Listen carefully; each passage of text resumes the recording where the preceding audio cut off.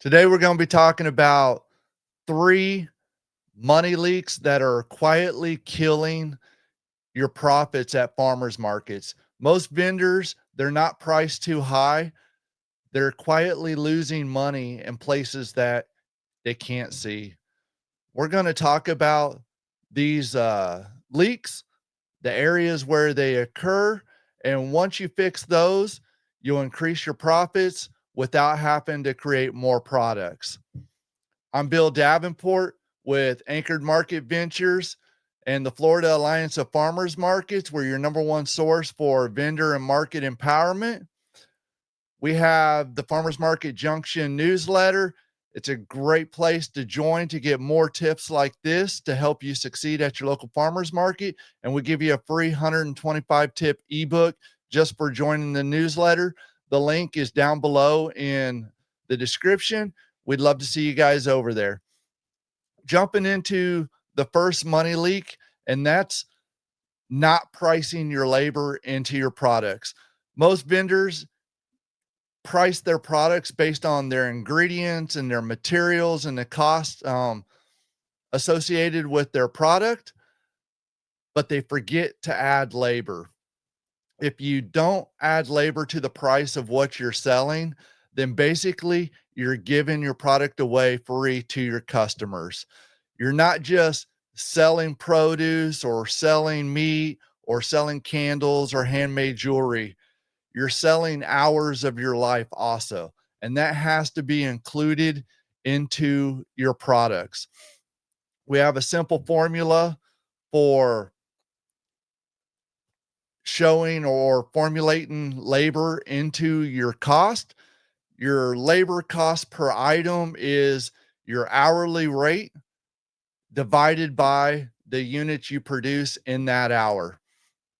Um, a simple example of this would be, we'll use bread as an example.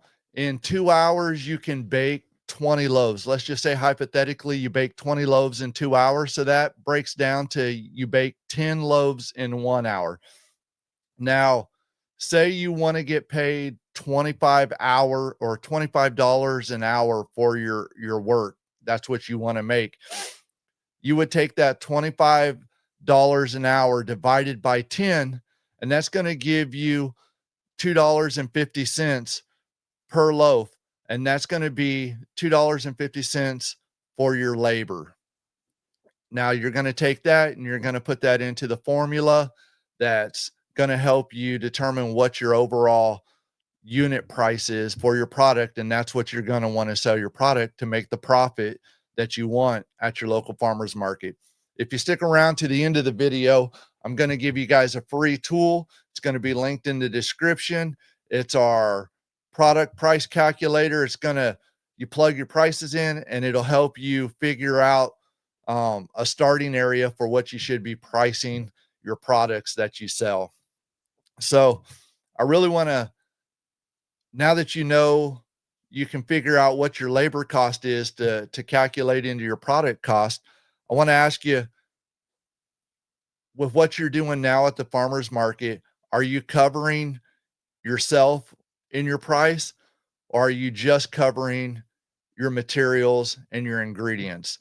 It's important to know, and you want to be factoring labor in. Once you get that in, now you're starting to pay yourself when you sell your products.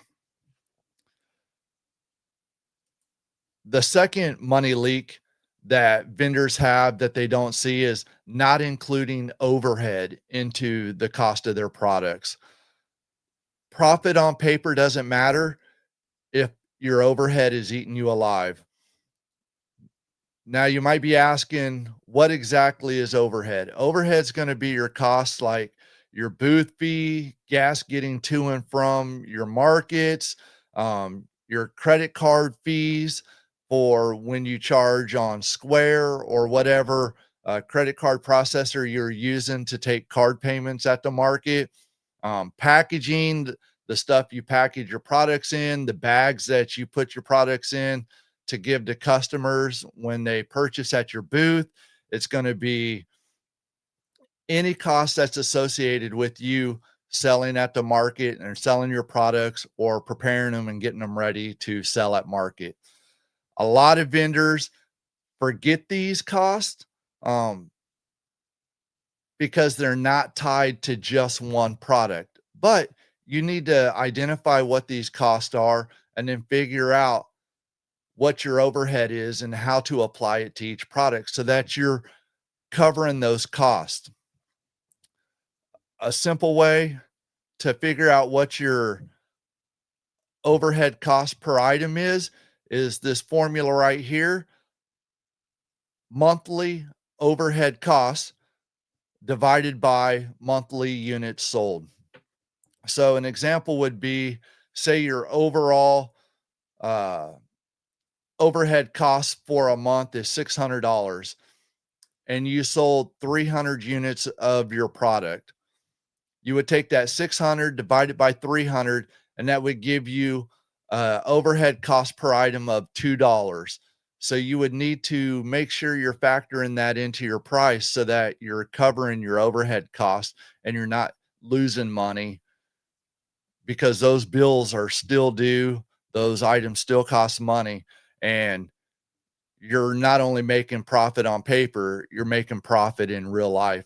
And that's the only way to be sustainable as a small business and a small farmers market business. If each item costs $2 in overhead and you never add it into the price, who's paying for your business? You need to think about, where is that $2 per item to cover those overhead costs? Where are they coming from? You got to put it into your product, and then it's going to be covered by the sale of each product. Another great way of thinking about overhead is look at it like termites. Overhead's invisible until the damage is done. You can make amazing sales and still be losing money. Until you recoup the cost of your overhead and you're covering all aspects of your expenses, you're not truly making profit. So think of overhead as termites. It's doing damage until you fix it, and you fix it by incorporating those overhead costs into your products. And then the third way that vendors lose money or bleed out money without seeing it is panicking and then start discounting prices. When sales get slow, it's a natural reaction and a natural desire for vendors to think my prices are too high and that's why I'm not making sales. So let me start doing discounts. Let me discount things and put out I'm doing discounts. You don't want to do that. Discounts are a strategy, they're not a way to do business.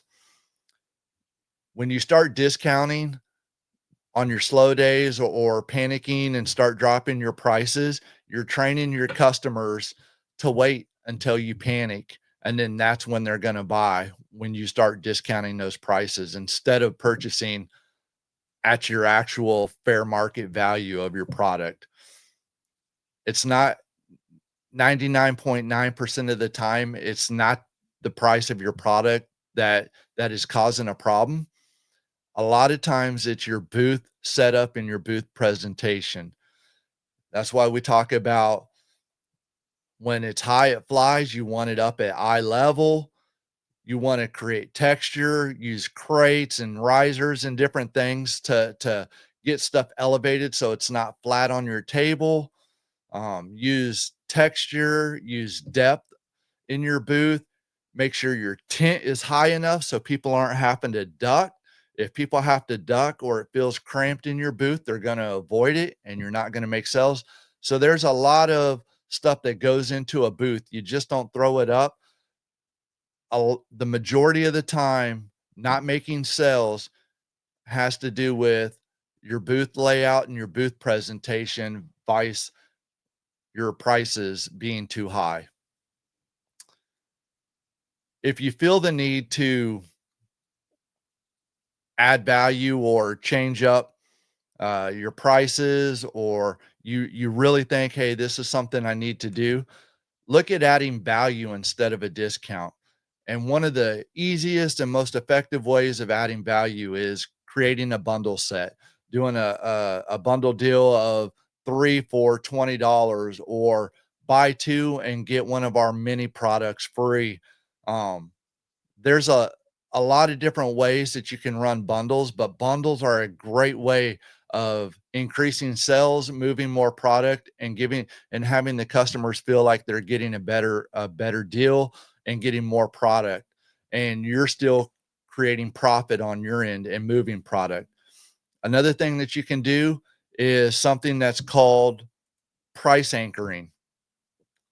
Price anchoring is when you show your most expensive option first and then start showing your other options.